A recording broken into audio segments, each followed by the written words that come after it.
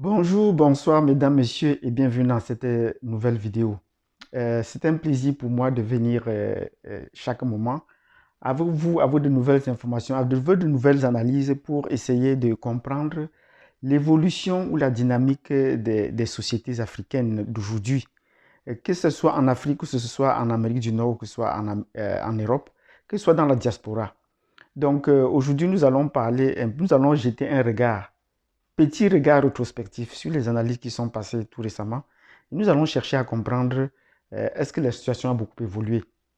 Donc, si vous êtes intéressé de savoir notre petite analyse sur les informations récentes de l'actualité en Amérique du Nord, particulièrement des Noirs en Amérique du Nord, abonnez-vous, cliquez sur la notification et surtout préparez-vous à nous laisser des commentaires ou à poser des questions pour en savoir davantage. Sur ce, je vous dis à tout à l'heure.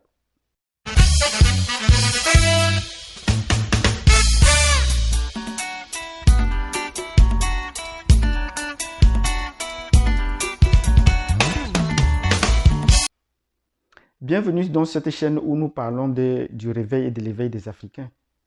Avec notre nom de Azania Africaine, c'est intéressant que nous parlions de nous-mêmes, que nous parlions et que nous faisons connaître à nous-mêmes et aux autres. Depuis la mort de George Floyd aux États-Unis, il y a eu comme une certaine effervescence autour de cette mort. Est-ce que depuis qu'il est mort et qu'il y a eu effervescence, est-ce que c'était le dernier mort? Non, il y a encore eu d'autres morts dans les mêmes conditions, mais dont on parle très peu. Est-ce que dans ces conditions, la condition des Noirs va changer? Ça ne changera pas. Le rapport de force reste le même. Et nous avons déjà dit dans cette situation, nous, les Noirs, nous mettons nous en insécurité. Puisque depuis que George Floyd est mort, on a fait des manifestations, mais d'autres Noirs sont tombés sous la police, sous les balles de la police. Nous n'avons qu'à voir le cas de Jacob Blake et d'autres personnes encore. On peut citer comme ça. Mais quand on a interrogé une star américaine, il a dit, chaque jour, il y a des Noirs qui tombent sous la police. Mais la différence aujourd'hui, c'est qu'on en parle. Mais comment est-ce que les Noirs, nous avons dit dans une précédente vidéo, se mettent-ils toujours en insécurité? Ce n'est pas parce que des Noirs sont ici en Amérique du Nord depuis plus de 400 ans qui sont intégrés dans la société, ils ne sont pas intégrés dans la société. Et quelle est leur aptitude et leur capacité à vouloir comprendre la société nord-américaine et de pouvoir s'infiltrer? Ça devient toujours un peu difficile pour les Noirs de comprendre cela. Donc nous pensons que c'est les Noirs qui se mettent eux en insécurité parce qu'ils ne cherchent pas à comprendre les lois et les démarches du fonctionnement. J'ai vu également dans une récente vidéo des leaders de la communauté noire qui imputent au pouvoir l'incapacité du pouvoir politique américain à pouvoir inculper les policiers blancs. Ils ne peuvent pas impliquer les policiers blancs, ils ne peuvent pas inculper les policiers blancs. Nous l'avons dit et nous le disons, ce n'est pas possible. Puisqu'il y a une certaine démarche, ils sont déjà suffisamment protégés. La police sont des agents du gouvernement. Le gouvernement n'a pas inculpé ses propres agents, puisque c'est défini dans leur code de déontologie, c'est défini dans leur façon de fonctionner. Ils ont un syndicat de police qui dit la façon dont les policiers doivent être protégés, sinon il est laissé à la vindicte populaire ou à la merci de la population. Donc il faut que nous, les Noirs, nous essayons de comprendre la démarche des policiers dans, dans leur travail. Ils sont surprotégés dans leur travail quand ils vont à l'encontre des Noirs. Pourquoi on n'envoie jamais des Noirs dans les cas des Noirs, dans les cas des infractions des Noirs pour attraper des Noirs? On ne le fait pas. Mais chaque fois qu'un Noir est en infraction, c'est toujours un Blanc qu'on envoie dans cette infraction. Parce qu'il y a une démarche à respecter. Parce qu'il y a une démarche à respecter. Mais là, si c'est un Blanc qui est en infraction, on n'envoie pas non plus un Noir. On envoie toujours un Blanc. Donc, nous devons déjà comprendre cette démarche-là.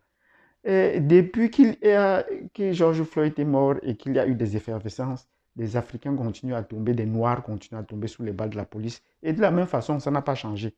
Donc les Noirs devaient faire des efforts d'investir, de s'investir à connaître le système, à comprendre le système et à chercher comment l'esquiver. C'est comme la gazelle et l'antilope.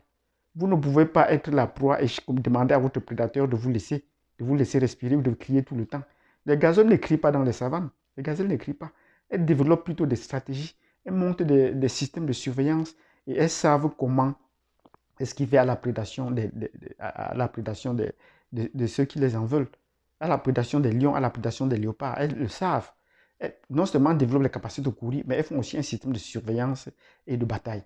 Donc, nous voulons interpeller les uns et les autres Africains d'apprendre le système des lois, d'apprendre comment la démarche qu'il faut faire quand on est interpellé par la police, de se protéger par les lois. Ce n'est pas par la force. Vous avez beau être plus fort, mais vous n'avez pas la force. Vous n'avez pas la force suffisante pour essayer de contrer les partenaires qui sont en face ou les ennemis qui sont en face. Il faut bien qu'on se le dise.